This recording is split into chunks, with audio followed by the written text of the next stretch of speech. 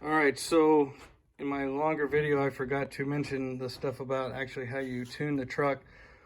From Magnuson, you get this RTD tool, and basically you download a version of HP Tuners that works just with this RTD tool. And you're able to download your stock file, send it to Magnuson. They'll send you back a file, and then you load it into the truck for the supercharger calibrations. Now, this isn't like the normal HP tuners. You can't read or you can't edit anything about it. So I actually didn't even use this tool since I already have HP tuners. I have this here, the MPVI2, and was able to use that to send them my stock file, and then they sent that back. Now with that you don't get no warranty, because then essentially you'll be able to modify their tune and they wouldn't honor their warranty at that point. But I'm not about the warranty, I'm about having fun. So with the HP Tuners software, I'm able to change all my shift points and get the transmission shifting exactly like I want it, and possibly do some more modifications to the engine tune once I get a little more comfortable tuning the forced induction. But for now, I'm just going to leave their stock file on there, but I will mess with the transmission a little bit. So anyway, we'll just go out to the truck now. Thanks. All right, guys, I just got me a Magnuson TVS1900 kit. Just wanted to go over a few things it comes with. It's been a while since I posted last. But here's some more updates on the truck with the kit and anything else I've done.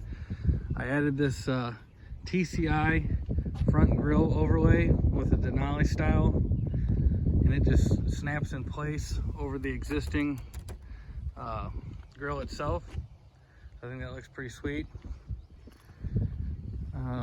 But onto the supercharger. So with this kit, it pretty much comes with everything you need to bolt it up. Let's see, we got the supercharger there. It comes with a coolant reservoir. It runs from your return back out of the intercooler inside here. It comes with this hose, all these hoses that are cut, and you got to trim some of them. They give you a print like diagram of how long to cut them, and it also comes with mesh you cut and put over the top of it, so it looks real nice and clean. Anyway, that goes down to a pump down there that you got to mount on the frame rail. The only thing that didn't exactly bolt up perfect was the bracket that bolts to this frame. There was supposed to be a factory threaded hole in the frame where that bracket mounts, and I guess they made a running change, but my truck didn't have that factory threaded hole, so I had to drill and tap an M12 hole in the frame, which wasn't that big of a deal, but it got mounted up. You do have to take off the whole top of this, your grille, headlights, this body panel here to access the grille. All that's got to come out, because you got to mount a heat exchanger for the intercooler right in front of your transmission and radiator, so it gets the cold air first to keep your intake temperatures low. But other than taking off all that body work, you know, it wasn't too bad of a deal.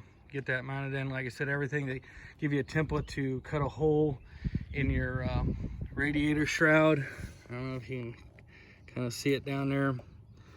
Probably not.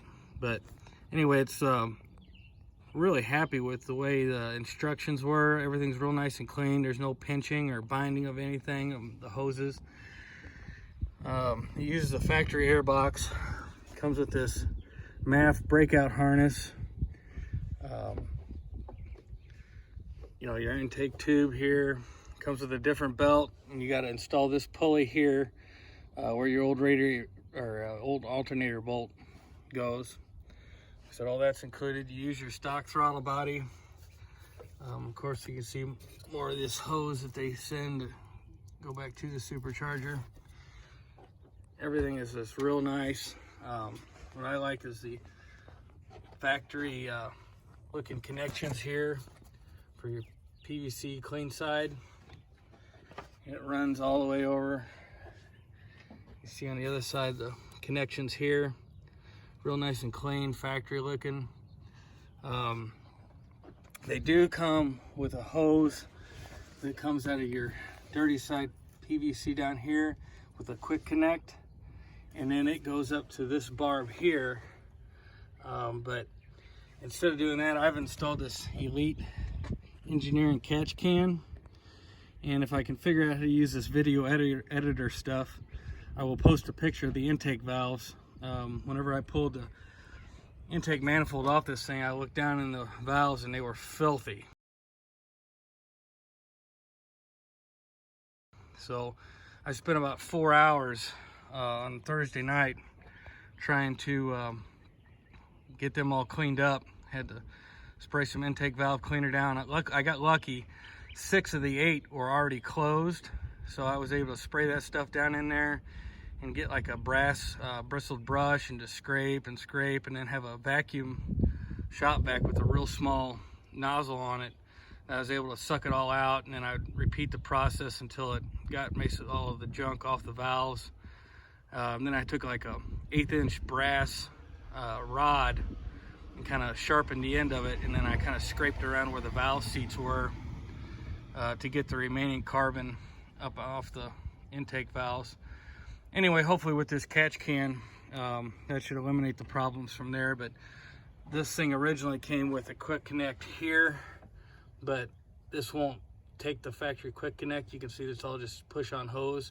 So I had to cut the end of this hose off and just wedge it up in there. And I put a little tape over it to keep the braiding from fraying off of it.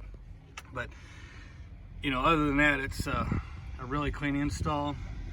After I ran it a few times, this tank here, I mean, it's just like literally ambient temperature. It's that heat exchange is really doing its job. So I did a truck log, and basically my intake temperature was 99 degrees with an ambient of around 60. So that's not too bad. And that was at, you know, when it was making full boost. Boost on it was right about 5.5 pounds. They say it's supposed to be 6. But I guess that's close enough. You can really tell a difference, man. It really puts you in your seat whenever you get into boost. Another thing I like about it too is, like at idle and just driving around normally, it doesn't make any noise at all. Like my wife couldn't even tell that I had done anything to it until you step on the pedal, and then it'll just put you back in the seat and you're doing like 100 miles an hour instantly. It's just incredible, and that's on this heavy truck. So anyway, just an overview of the supercharger. This here is your actuator that, you know, this stays open when the engine has vacuum.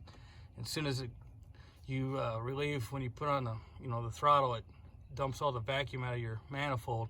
This will close, and there's a butterfly in there that will actually close off, and then you go into boost at that point. But under normal idle, this thing is held back with a vacuum, and it opens up a bypass. So basically you're just free spinning the turbines in there, and they're not causing any kind of parasitic losses, or just, you know, constantly running your engine under boost at all times. You know, it eat up a bunch of fuel. So anyway, I'm pretty happy with it so far.